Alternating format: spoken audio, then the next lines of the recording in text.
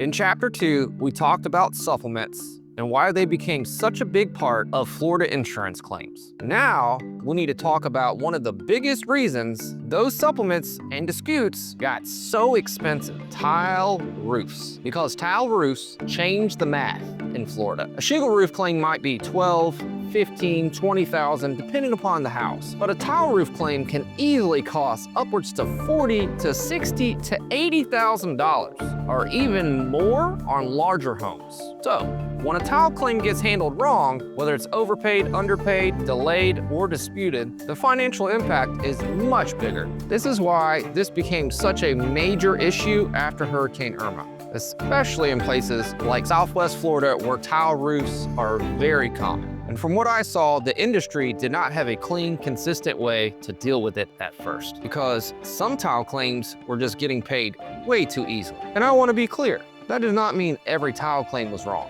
Some of those roofs had legitimate storm damage. Some had real repairability issues. Some had real matching issues. Some absolutely needed to be replaced. But some claims probably should have been looked at a lot closer before being paid as full roof replacements. And when a roof costs $70,000 to $80,000, well, those mistakes add up fast. And one of the biggest problems was discontinued tiles. A lot of homeowners do not realize this, but roof tiles change over time. Manufacturers discontinue profiles, companies get bought, colors change, interlocking systems change, and the new tiles don't always fit with the old tiles. If only just a portion of the roof is damaged, the question becomes, can this actually be repaired correctly? That is where the fight starts. The insurance company may say, we are just paying to replace the broken tiles, and that's it. The contractor may say, that tile does not exist anymore. Then everybody starts arguing over matching,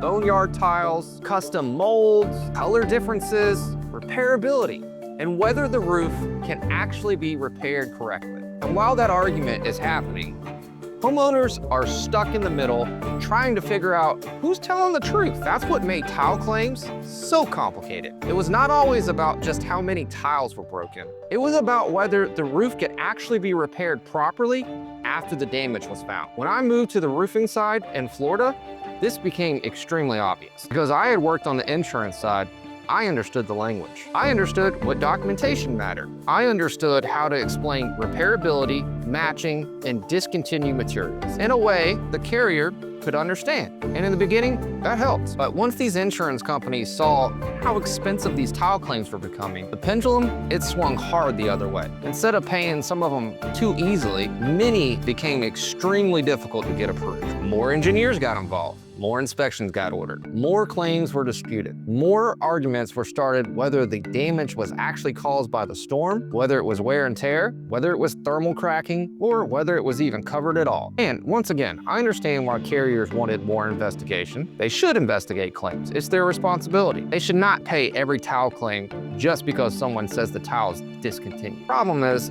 Florida kept swinging from one end to the other. First, too loose, then too aggressive. And homeowners got caught in the middle. Some homeowners saw opportunities and pushed claims that probably shouldn't have been. Some roofers saw opportunities and pushed claims that probably shouldn't have been pushed. Some public adjusters and attorneys saw opportunity too. But the insurance companies also had a responsibility to get the claim right from the beginning. Not overpay it, not underpay it, get it right. Because overpaying tile claims is expensive, but underpaying legitimate tile claims can also become expensive too, especially once the claim turns into a dispute. And that's why tile roofs have been a part of the conversation when we talk about Florida insurance. The roofs cost more, the repairs are harder, and materials were often discontinued.